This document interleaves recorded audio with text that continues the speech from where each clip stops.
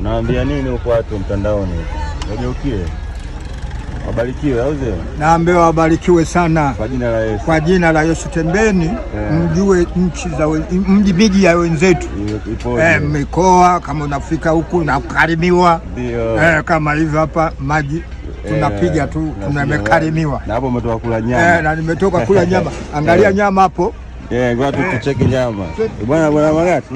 Watu angalie hapa. Huyu waziri wa fedha kashakula zake nyama hapo. Unachao. Na kipaseli chako.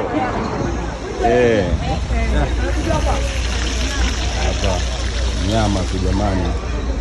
Burudani. Basi hapa ninapokuambia wanakuwa wanataka kutuletea wasubiria tu misosi tu hapa. Mamake, unajisikiaje?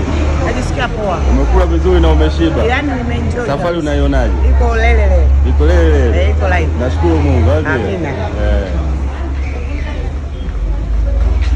Dada zake, mnauza juisi fresh hapo?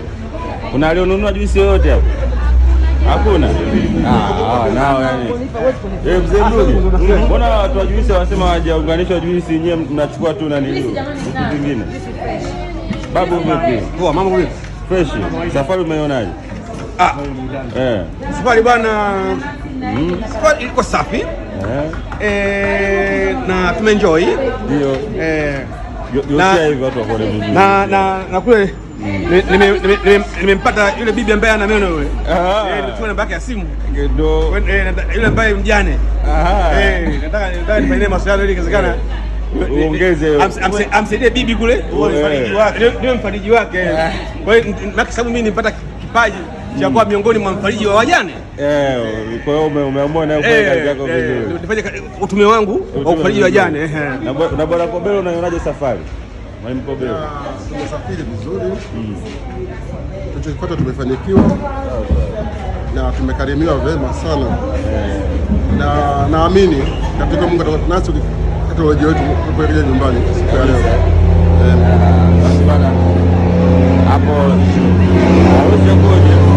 huyu ndugu hapa katibu wetu naye anataka kujua ameona safari yetu ya Shinyanga huko. Karibu. Asante, Mungu ni mwema. Tunashukuru tumefika salama na tuko njiani kuelekea Dar es Salaam. Tunaamini Mwenyezi Mungu yuko pamoja nasi na tutafika salama. Kitu kikubwa tunachoshukuru ni kwamba tumepata ukarimu wa kutosha. Kile ambacho tumekipata tumekiweza kuhitimisha kwa vyema kabisa. Tunamshukuru Mungu kwa hilo. Amina.